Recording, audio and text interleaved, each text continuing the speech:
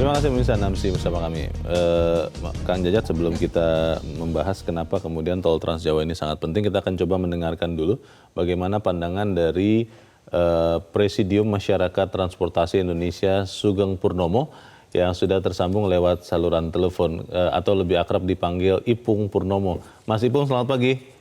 Selamat pagi Bang Leo, selamat pagi saya semua pemirsa Metro TV. Ya, Mas Ipung, tol Trans Jawa hari ini akan diresmikan menyambungnya sekian ruas tol dan ini diyakini akan memperlancar tentunya bukan hanya arus mudik tetapi kalau saya pikir juga meningkatkan ekonomi di daerah-daerah yang dilewati. Tetapi ada beberapa pendapat kritis. Yang pertama tentang tarifnya. Ada banyak orang mengatakan ini terlalu mahal. Bagaimana bisa mengajak orang untuk masuk ke tol ini kalau kemudian terlalu mahal, walaupun memang sampai akhir tahun katanya akan digratiskan, tapi kan setelah itu bayar.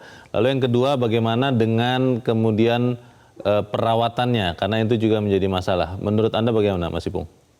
Ya, terima kasih pertanyaan yang umum ditanyakan oleh para pemirsa, tentunya masyarakat umum. Iya.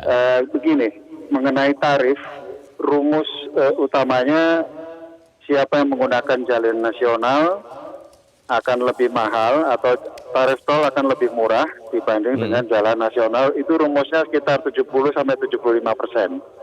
Oh, Itu tarif sudah tolnya. tarif tol itu biaya kalau melewatin jalan tol itu akan lebih murah dibanding dengan jalan nasional. Itu sudah rumus itu. Nah, itu bisa dihitung dari konsumsi bahan bakar. Iya. Kemudian waktu yang singkat, lebih singkat tentunya, saving waktu, kemudian juga saving kelelahan ya. Dan tentunya biaya operasi kendaraan akhirnya, karena kalau biaya operasi kendaraan lewat jalan nasional tidak sama dengan ketika lewat jalan tol. Ya.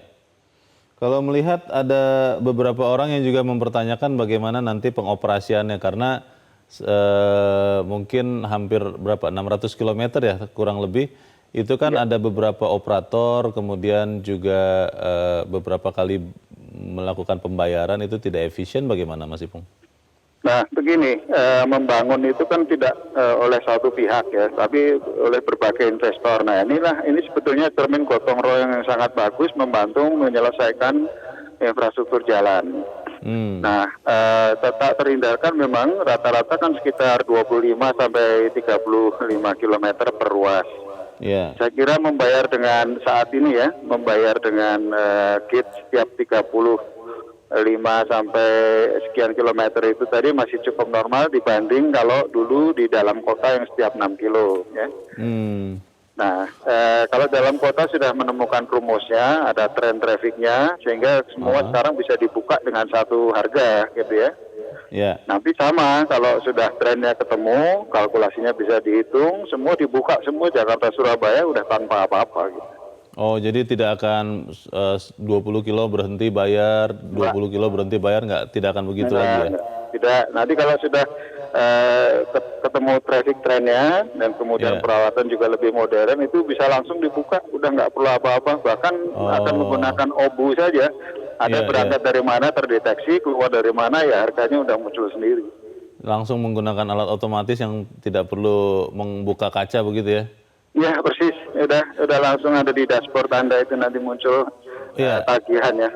Mas Ipung, pertanyaan kritis lain adalah bagaimana dampak ekonomis dari jalan tol ini, karena kalau kita lihat kan kalau jalan tol terbangun tapi mungkin exit tolnya tidak terlalu banyak ke daerah-daerah yang dilewati, kan akhirnya masyarakat pengguna jalan itu hanya lewat saja begitu, dan daerah yang dilewati mungkin tidak akan mengalami manfaat ekonomis. Menurut Anda bagaimana? Begini, ada pintu masuk, ada pintu keluar. Nah, kalau pintu masuk dan keluar itu kalau di dalam kota jaraknya idealnya 6 kilo atau 2 kilo itu sudah maksimal. Tapi kalau luar kota itu rata-rata 20 sampai 30 kilo. Betul. Karena itu antara city per city, kota per kota. Nah, di pintu-pintu itu biasanya saat ini pun properti para pengembang itu sudah dipetakan sejak 5 tahun 10 tahun yang lalu barangkali. Itu akan cepat sekali tumbuhnya, ya, akan cepat sekali.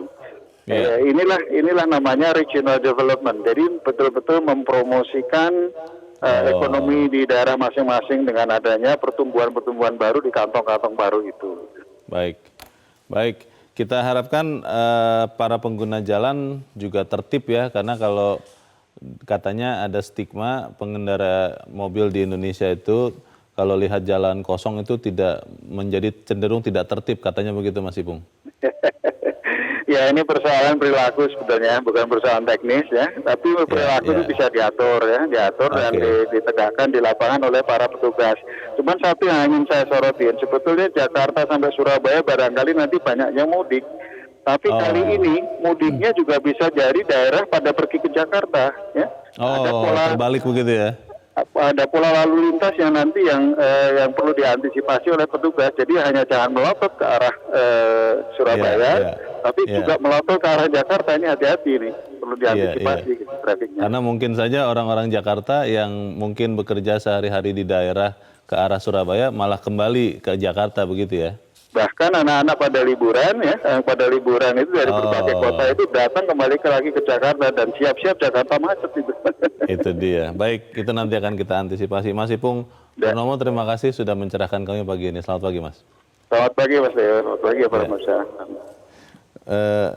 Kang Jajat, kalau kita lihat kan sebenarnya pertanyaannya adalah bagaimana tol ini bisa benar-benar memperlancar dan kemudian memang berguna untuk semua orang. Seperti apa Mas? Memberi efek ekonomi juga ya? Iya Kang. Enggak, saya kira memang itu, karena itu tadi saya kira sudah dijelaskan Mas Ipung 70-75 tingkat efisiensinya ya dibandingkan pakai jalan nasional. Betul. Dihitung segala macamnya itu. Nah karena itu saya pikir justru memang masyarakat yang harus mengambil manfaat. Tadi kalau Anda sebutkan bagaimana kota-kota yang dilalui tapi tidak mengambil manfaat.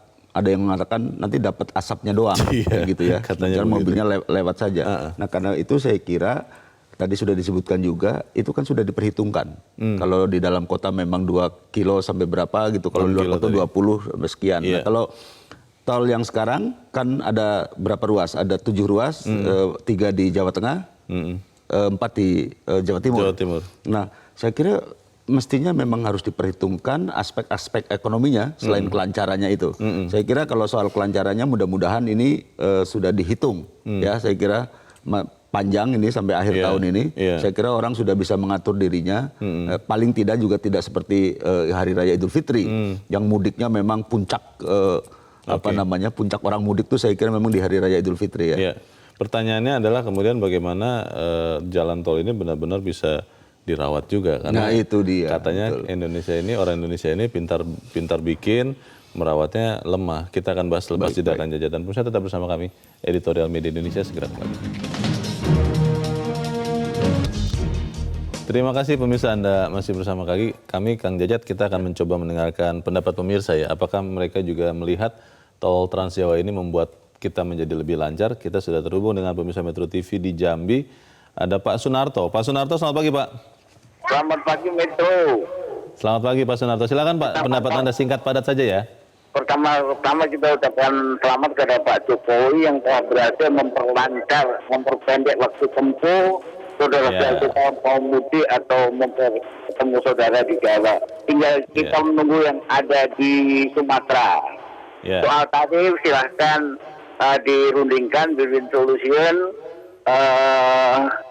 Kita pemakai jasa tidak merasa keberatan, sedangkan pelaksana juga tidak dirugikan. Soal rest area, kita harapkan kepada Pemda yang dilewati dibangun rest area sekaligus cabang dinas pariwisata ditaruh di situ sambil sambil menengok kelebihan-kelebihan daerah yang dilewati, sekalian menikmati kuliner dan yang lain-lain. Jadi sekali lewat kita bisa melihat kelebihan daerah-daerah tersebut.